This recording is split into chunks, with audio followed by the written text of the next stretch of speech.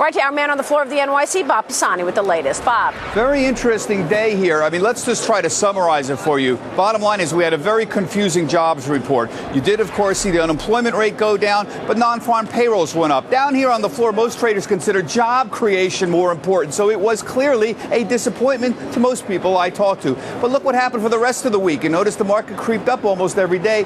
Other economic news that we saw, retail sales, the ISM number, the ISM services number, consistently has been stronger than expectations. The economy is clearly getting better. Jobs are lagging. Europe, by the way, have you heard a peep out of them in the last few weeks? Stable there.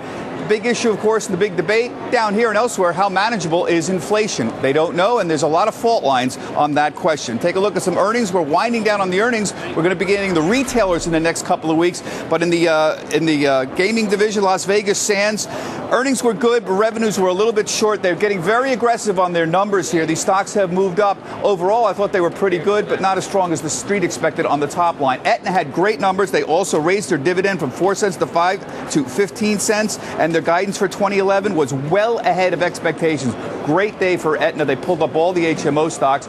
As far as the home builders go, Pulte still net orders were down 19%, a wider loss than expected. I keep looking for a bright side on housing. Frankly, I still do not see it. Let's move on here. The capital markets are also improving. Another part of the economy we're seeing do better. Blackstone had great numbers, and we're getting a big IPO next week.